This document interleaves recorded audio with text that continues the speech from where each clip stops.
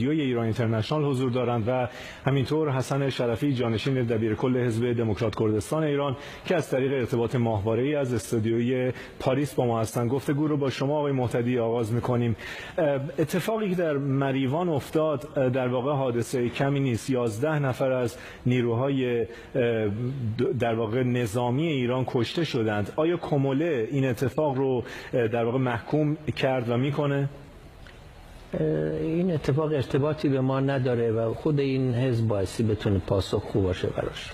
اما حزب کموله صرفا در مورد مسائلی حرف میزنه که مسئولیت در اون داره یا نه؟ ما بیانیه‌ها رو که نگاه میکنیم در واقع یک نگاهی داره به اتفاقات درون کشور. من اینجا خدمتتون هستم برای اینکه در مورد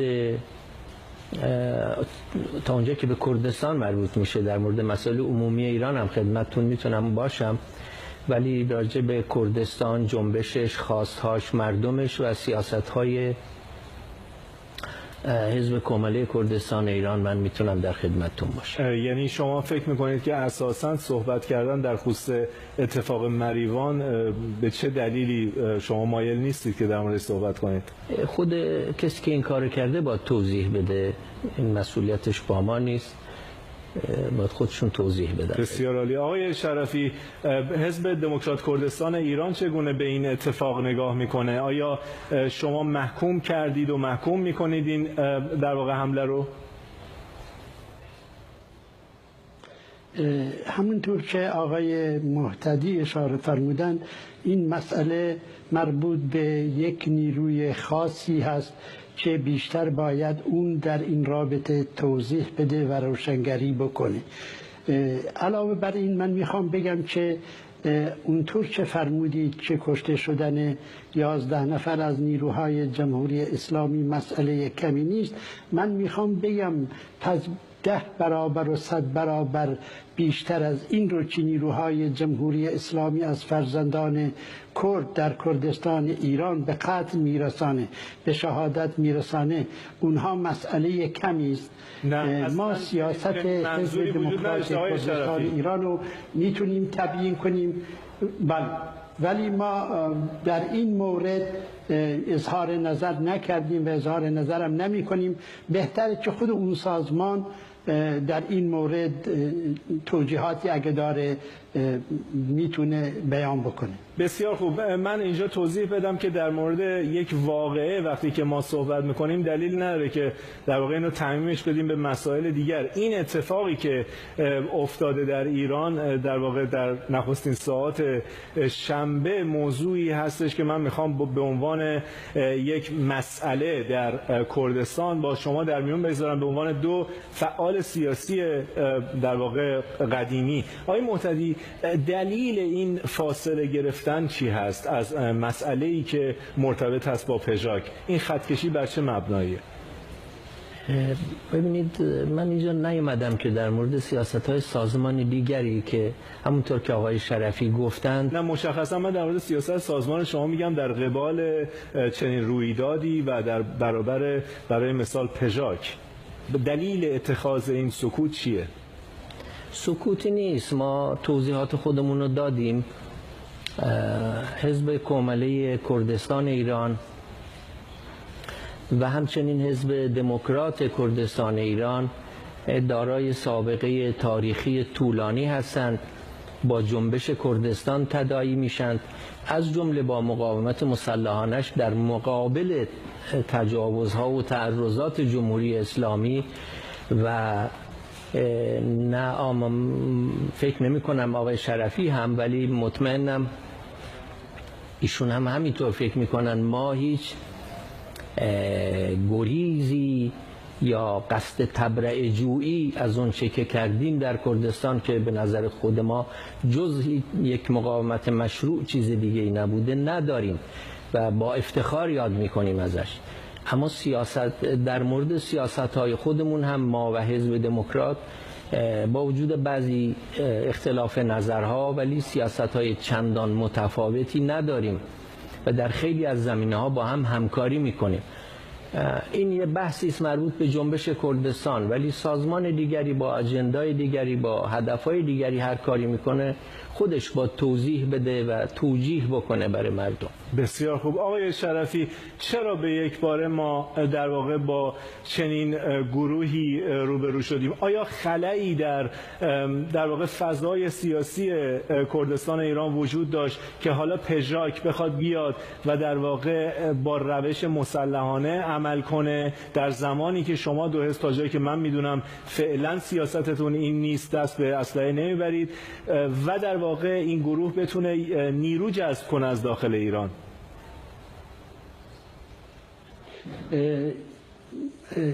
ما به عنوان حزب دموکرات کردستان ایران و فکر میکنم دوستان کومله هم هیچ خلایی در امر مبارزاتی مردم کردستان علیه جمهوری اسلامی نمیبینیم.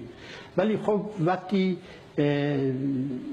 فضای یا نظر احزاب کرد از جمله حزب دموکرات کردستان و کومله اینه که احزاب میتونن باشن، تعدد احزاب باشه، شاید خیلی ها به حق، به درست، به نادرست با سیاستی نزدیک به این احزاب یا دور از این احزاب به وجود بیان. بنابراین خلایی نیست، چون از همون روزش جمهوری اسلامی روی کار آمد سیاست ما، مواضع ما نسبت به این رژیم روشن بود. اگر یادتون باشه، چه فکر میکنم هم هست، ما در رفراندومی که زمینه ساز روی کار آمدن جمهوری اسلامی بود شرکت نکردیم، به دلیل اینکه میدونستیم این رفراندوم اولا دموکراتیک نیست، بین دو انتخاب بد و بدتره. دوم اینکه میدونستیم رژیمی ایدئولوژیک، اونم از نوع واپسگراش، نمیتونه تحقق خواستهای ما رو داشته باشه، یعنی توان اینو داشته باشه، چه دموکراسیه، چه حقوق ملیت‌های ایرانه، چه عدالت اجتماعی، احترام به حقوق بشر، مساوات بین زن و مرد در جامعه و در خانواده است. بنابراین این مبارزه در اشکال مختلفش، همونطور که آقای مهتدی اشاره فرمودند، وجود داشته و هنوز هم وجود دارد و اکنون هم حزب دموکرات کردستان ایران این مبارزه رو تحت عنوان راسان از 2-3 سال پیش جدیتر و وسیعتر در کردستان ادامه میده. حال اگر علی رغم این که خلایی وجود نداره، نیروی دیگری هم به وجود بیاد یا به وجود اومده و سیاست دیگری رو در پیش میگیره یا سیاست خودش رو، شیوه مبارزه خودش رو خودش تعیین میکنه، این نمیتونه زیاد ما درباره‌اش اظهار نظری بکنیم، خودشون باید جوابگو باشن. بسیار خوب. من اگه اجازه بدیم دنبال یکی از نکاتی که آقای شرفی فرمودن یه سوال بپرسم، حالا هر دوی مهمونان برنامه میتونن اگه مایل باشن پاسخ بدن.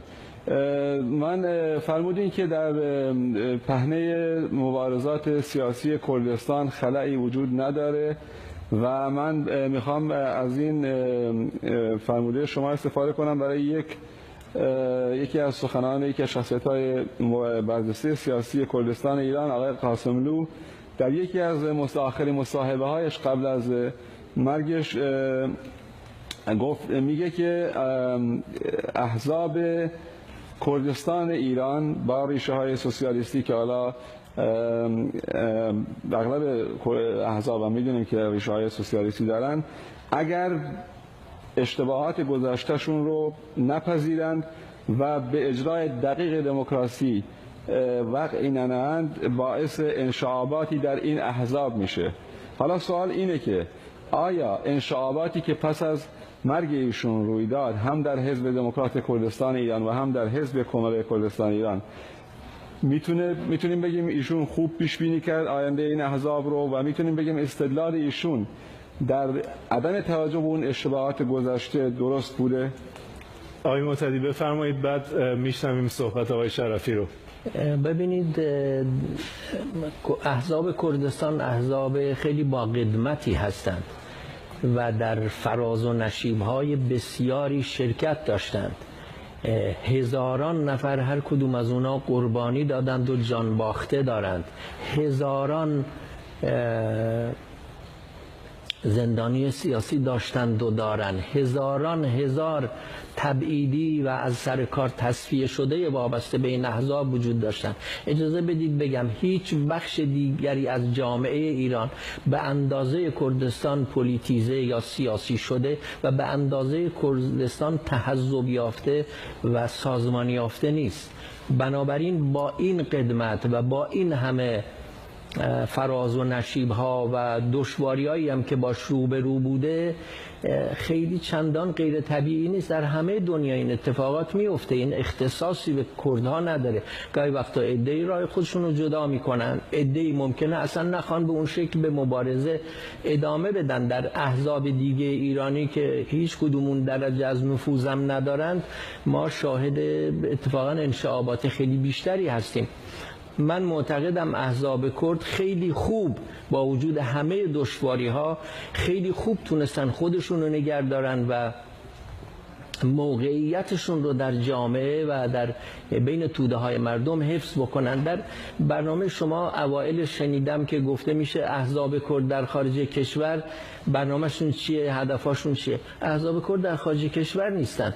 شما حساب احزاب کرد رو از بقیه اپوزیسیون ایران تا حدود زیادی جدا بکنید. احزاب کرد تنها احزابی هستند که دارای ریشه های عمیق میلیونی در بین مردم کردستانند و اونچه که شما به عنوان ستاد رهبریشون یا نیروهای پیشمرگشون میبینید در خارج کشور میبینید وجود دارن، این فقط به قول معروف نوک کوه یخه. این احزاب ریشه خودشون رو کاملا حفظ کردن و شما این تحولات و جنبش‌های اجتماعی متعدد و تا حدود زیادی پیشرفته رو که در همین یکی دو سال اخیر شاهدی بودید توی کردستان، من دلیلی میگیرم بر نفوذ این احزاب، برای اینکه اینا هیچ کدوم بدون سازماندهی نیست. تنها جایی که اتفاق آلترناتیو سراسری نیست، ولی تنها جایی که بالاخره در سطح کردستان آلترناتیوی هست همون منطقه است و همین احزاب دارن. من بنابراین در کل این احزاب با وجود همه این دشواری ها اونقدر دموکراتیک هم بودن. این هم توجه بفرمایید، ما 15 تا کنگره، فکر میکنم دوستان دموکرات 18 تا کنگره گرفتیم. رهبری های ما منتخبه، رهبری های ما بیش از 2 سال 3 سال 4 سال سر کار نمیمونن. جوانگرایی وجود داره. من اون تفسیری که حالا از سخنان آقای قاسملو تفسیر نداشتم که این احزاب دموکراتیک نیستن. بخوام دقیق‌تر بگم، آقای قاسملو در اون مصاحبه میگه که اگر حزبی یا سازمان سیاسی افکار نوین خصوصا در حوزه دموکراسی رو قبول نکنه، این دو راه بیشتر نداره، یا از بین میره یا دچار انشعاباتی میشه. حالا اون دسته که افکار نوین رو قبول نکردن میمونن و اون دسته که میخواستن این رو مطرح کنن جدا میشن و طبیعتا این سبب تضعیف میشه اگر من اشتباه نمی کنم. آقای شرفی بشنویم تحلیل شما رو. عرض کنم اون چیزی دکتر قاسملو فرمودن کاملا درسته. یعنی هر حزبی که در روند مبارزاتی خودش دموکراتیزه تر نشه، مدرن تر نشه، خب طبیعتا با مشکلاتی دوچار میشه. دکتر قاسملو هم شهرتش و ویژگی هایی که اونو تا اون حدی که شایسته ایشون از مشهور کرده، همون پافشاریش بر دموکراسی درون حزبی و دموکراسی برای ایران بوده. ولی شما ملاحظه بفرمایید این کار رو دکتر قاسملو هم کرده، شاید احزاب دیگر کردستانی هم این تحولات رو پشت سر گذاشتن، ولی علاوه بر اینم خود تحقق دموکراسی در درون احزاب هم شاید به گونه‌ای بشه موجبات این نوع انشعابات رو فراهم کنه. یه عده‌ای نخوان دموکراسی رو قبول داشته باشن، یه عده‌ای نخوان ویژگی های یه حزب دموکرات رو متحمل بشن، شاید جدا بشن.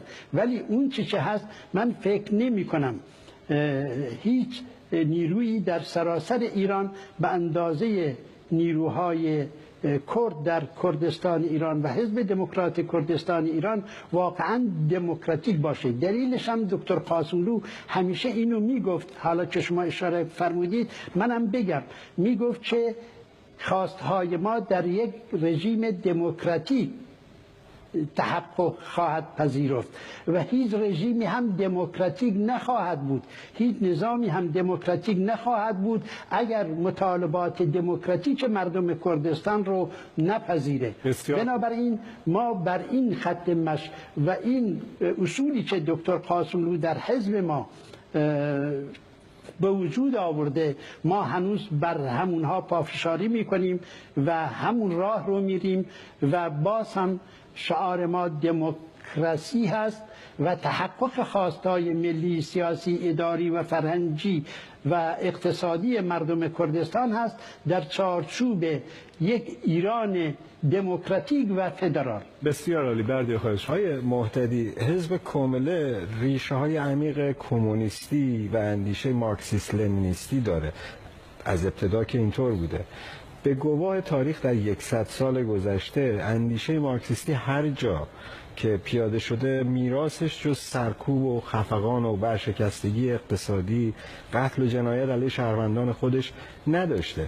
من میخوام بدونم که شما به طور کلی به عنوان یک حزب با مرام مارکسیست لنینیسم هیچ انتقادی به اندیشه مارکسیستی ندارید و اگر پیروز بشید در کردستان فکر میکنید که چه وضعیتی رو برای مردم کردستان با این مرام میشه به ارمغان آورد؟ سوال خیلی خوبیه، از این لحاظ که نشون میده، ببخشید دارم اینو میگم، ولی نشون میده تا چه حد متاسفانه اونایی که سیاست رو در ایران منحصر به تهران و مرکز میدونن متاسفانه اطلاعات کمی در مورد احزاب کردستان از جمله در مورد حزب کامله کردستان ایران دارن. شما اشاره کردید به ضرورت نوگرایی، خود رو مدرنیزه کردن، با زمان جلو رفتن در صحبت‌های دکتر قاسملو. درسته، دقیقاً ما این کار کردیم، دقیقاً ما به یه چنین نوگرایی دست دادیم. من بهتون بگم هیچ وقت ما خودمون رو مارکسیست لنینیست نمیدونستیم، این ترم رو ساخته و پرداخته استالینیزم میدونیم. مارکسیست چرا در اون دوره، ولی مارکسیست لنینیست نخیر. شما اشارتون به جدایی از حزب کمونیست ایران هست. بله، میخواستم اینو خدمتتون بگم. الان نزدیک 20 ساله که ما یک بازبینی عمیق ایدئولوژیک کردیم، خودمون رو یک حزب سوسیال دموکرات میدونیم و بعضی از این جدایی ها اصلا به این دلیل اتفاق افتاد که ما کلا نظام دولتی شوروی رو دارای یک نظام توتالیتر دیکتاتوری میدونیم که جز بدبختی حاصلی برای بشریت نیاورد.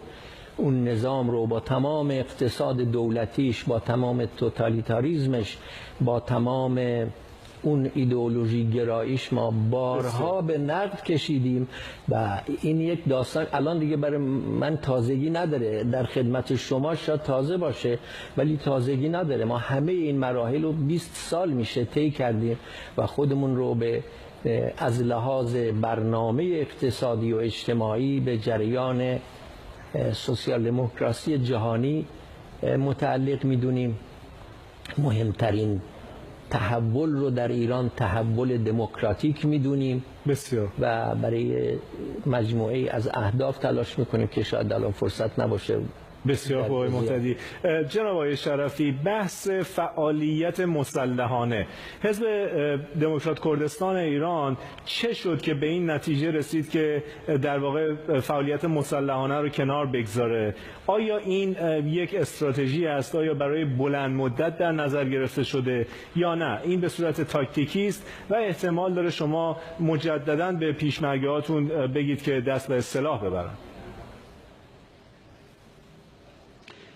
عرض کنم مبارزه مسلحانه اگر بگیم دفاع مسلحانه بگیم درستره، چون به دلیل اینکه تمام تلاش ما در امر مبارزه در اشکال مختلف مسالمت آمیزش در کردستان ایران است، ولی اغلب اوقات، شایدم بگم همیشه، نیروهای حزب دموکرات کردستان ایران و مبارزین فعالین حزب دموکرات در داخل از سوی نیروهای سرکوبگر جمهوری اسلامی چه در شهرها چه در روستاها مورد تعقیب و آزار قرار میگیرن، دستگیر میشن، شکنجه میشن و چه بسا اعدام میشن. آقای شرفی، این شرایط این گزارش های وجود داره جناب آقای شرفی. عذر میخوام حرفتون رو قطع میکنم. یک در واقع تأخیر 4 ثانیه‌ای وجود داره بین ارتباطی که با هم داریم، اما گزارش هایی وجود داره از اینکه نیروهایی از احزابی مثل دموکرات کردستان ایران یا کموله در روستاها و گاهی در شهرها دیده میشن برای فعالیت تبلیغی. آیا مسئولی که این افراد رو اعزام میکنه نمیدونه که در واقع مجازات این کار در نظام جمهوری اسلامی میتونه بسیار سنگین باشه و بالاتر از اون وقتی که با سلاح از مرز عبور داده میشن این افراد میگذرن، این مسئولیتش با چه کسی هست؟ آیا این اسمش دفاعه؟ مسئولیت این مسئله رو اگر شما به این شکل عنوان بکنید، من به صورت دیگری، اصلا مسئله عبور از مرز با اسلحه از طریق پیشمرگ‌ها یا خود پیشمرگ‌ها نیست. مردم کردستان ایران خودشون در جریان این مبارزات مسالمت آمیزی که انجام دادن و انجام میدن متوجه شدن که بیشتر دستگیر میشن، اعدام میشن. بنابراین خودشون اینها در اونجا حضور دارن و در اونجا از خودشون دفاع میکنن. بنابراین این وظیفه پیشمرگ‌ها هست در داخل کردستان ایران از فعالینی که به شکل مسالمت آمیز و از طریق NGOها مبارزه میکنن، فعالیت میکنن، دفاع بکنن. مسئله عبور از مرز و تردد از مرز و رفتن و برگشتن اینها در کار نیست. بسیار خوب، ممنونم آقای شرفی. مسائلی هست که در واقع ممنونم آقای شرفی. عذر میخوام فرصتمون رو به پایانه، میخوایم پاسخ آقای مهتدی رو هم داشته باشیم. آیا شما هم مثل آقای شرفی در واقع تکذیب میکنید اینکه نیروهای مسلح حزب کموله از مرز عبور میکنند و وارد روستاها میشن؟ ببینید، اجازه بدید من اینو بگم که خود نیروی پیشمرگ، این پدیده یه پدیده تاریخی است. این ابداع و اختراع هیچ حزبی نیست. اما مسئولیت حزب هست. امروز مسئولی در واقع نیروهای خودش رو میگه که از مرز عبور کنید، برید در داخل روستاهای نزدیک مرز و فعالیت تبلیغی بکنید. من سوالم مشخصا در مورد امروز هست. من اینو بهتون میگم که ما نیروی پیشمرگ داریم در کردستان عراق، پایگاه‌هایی دارن در مرزها و غیر مرزها و اهمیت اجتماعی و سیاسی این پدیده خیلی بزرگتر از این است که صرفاً با این یا اون تیم بشه توضیح داد.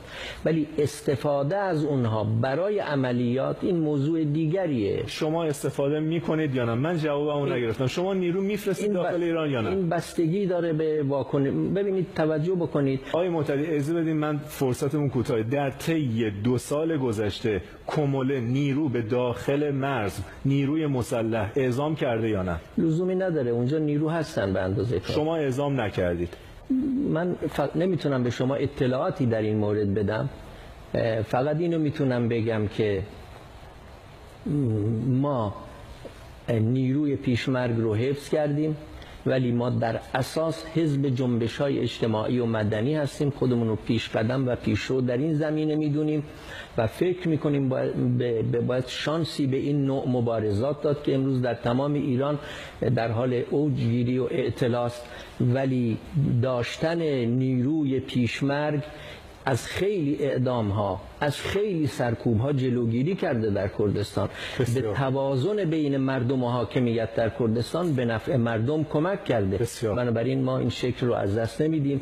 مسئله فقط موقع مقتضی استفاده است. بسیار خوب، بسیار خوب. پاسخم رو گرفتم. سپاسگزارم از عبدالله مهتدی و حسن شریفی، دبیر کل حزب